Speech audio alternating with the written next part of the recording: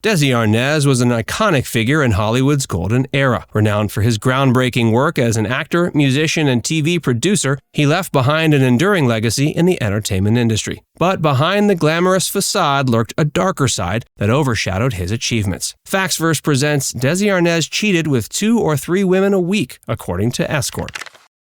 Scotty Bowers' shocking claims. For 6 remarkable years, Lucille Ball and Desi Arnaz, a married duo in reality, were cherished by fans as an ideal couple on their TV show I Love Lucy. While certain elements from their actual life were incorporated into the series, such as the airing of an episode about Lucy giving birth, in line with Ball's actual delivery of her son, it wasn't an entirely true-to-life reflection. The Hollywood glamour masked darker truths, including Desi Arnaz's admitted infidelity. Before their fame with I Love Lucy, Arnaz and Ball had already traversed a complex romantic journey. The couple tied the knot in 1940 after crossing paths on the set of Too Many Girls, and despite a brief interruption in 1944, when Ball filed for divorce, they reconciled and grew their family with 2 children, Lucy Arnaz and Desi Arnaz Jr., born in 1951 and 53. The launch of I Love Lucy in '51, produced under their joint company Desilu Productions, was seen as a bid to mend their strained marriage. Lucy Arnaz noted that the sitcom was envisioned as a solution to their increasing distance due to Desi's extensive travels. The pair believed that working together on the show would not only strengthen their marriage, but also allow them to raise their family together. Although the relationship seemed healthy and happy to outside observers, beneath that veneer, the reality was less rosy. According to Hollywood's infamous insider and escort, Scotty Bowers, who had a knack for organizing clandestine romantic escapades for stars, Arnaz was a frequent client. Bowers, starting as a gas station attendant, became a trusted facilitator of covert affairs for many celebrities, some of whom needed discretion due to their closeted identities. The magnitude of Arnaz's infidelity, as per Bowers, was staggering. During I Love Lucy's heyday, Arnaz was allegedly involved with 2 to 3 women per week, which Bowers organized.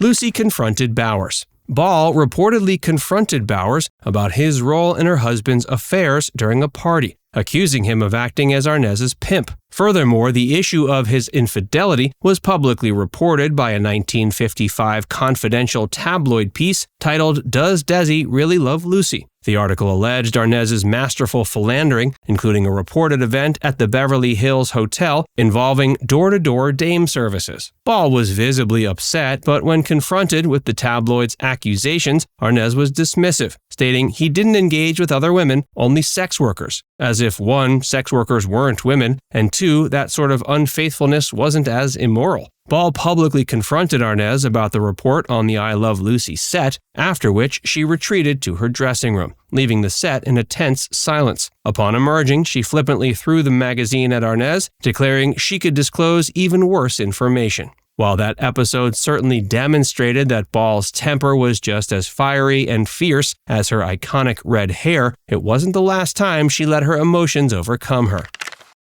Lucy let her temper, quote, get the better of her. In their 2-decade-long marriage, Lucille Ball and Desi Arnaz, as we've already established, experienced multiple highs and lows. While they were once seen as the golden couple of Hollywood, the behind-the-scenes realities were obviously quite tumultuous. Arnaz revealed in his memoir, A Book, that their dwindling love life and escalating arguments led to a year-long separation, where both of them sought solace elsewhere. One day, after a heated argument in his office, Arnaz told Ball he wanted a divorce. Ball was taken back by the announcement, and her initial reaction was expressed through her large, expressive blue eyes, which at that moment reflected a strong urge to retaliate. Although she left the office without a response, she didn't let the matter rest. That night, when Arnaz returned home, her temper flared up and she reacted vehemently. She suggested that him dying would be a better solution for everyone involved. Arnaz recalled her calling him a cheat and a drunken bum, and she also threatened to expose him and ruin him financially. Arnaz attempted to pacify the situation, urging Ball to make the process amicable for the sake of their children. Furthermore, he wanted Ball to initiate the divorce proceedings to maintain appearances and to preserve her public image. He reassured her that they could reach a fair financial agreement, but asked her not to threaten him again. The incident marked the end of their cohabitation, and they divorced in 1960. Desi admitted to cheating. In his 1977 memoir, Arnaz openly admitted his infidelity, but also alleged that Ball had been unfaithful as well. He described a cycle of increasing distance, fights, and reduced intimacy that led both of them to seek comfort elsewhere. Despite these painful truths, there was a surprising twist in their story after their 1960 divorce. According to their daughter, Lucy, Arnaz and Ball maintained a remarkably amicable relationship. They refrained from disparaging each other in front of their children and retained a friendly relationship until their deaths. They both found love again, too, with Arnaz marrying Edith Mack Hirsch in 1963 and Ball wedding Gary Morton in 1961. Arnaz and Hirsch remained together until her death in 1985, while Ball and Morton stayed together until her death in 1989.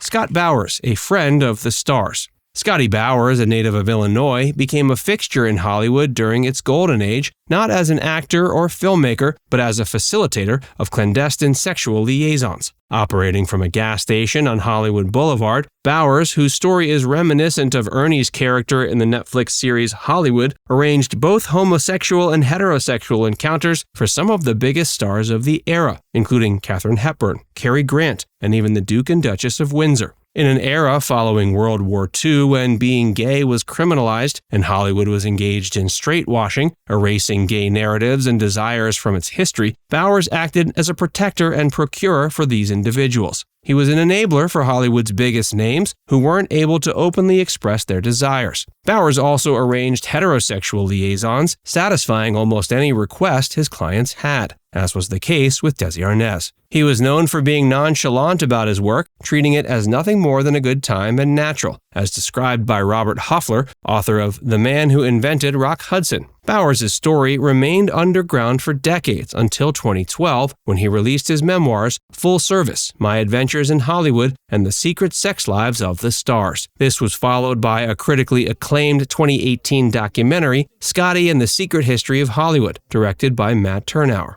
Throughout his life, Bowers worked various odd jobs, including bartending and his own sex work, all while remaining remarkably sexually fluid. Unlike the typical image of a pimp, Bowers was described by many people who worked for him as more of an arranger. Bowers never took a cut of the profits, and those who worked for him spoke highly of him, never mentioning feeling coerced or pressured. His workers, now in their 90s, were seemingly there voluntarily, driven by the money and a desire for a good time. Bowers managed to avoid the conventional narrative of the degradation and humiliation of sex work, offering a different perception of the Hollywood underground sex scene. Interestingly, he wasn't interested in becoming an actor or being in the entertainment business. His disinterest in celebrity may have contributed to his success in his line of work. He was not awed or intimidated by stars. And it wasn't until many of those he worked with had passed away that he began revealing his secrets in 2012. His reasoning was simple. Quote, "The truth can't hurt them anymore." Now it's time to hear from you. Did you know that Desi Arnaz was such a notorious philanderer? Let us know in the comments section below.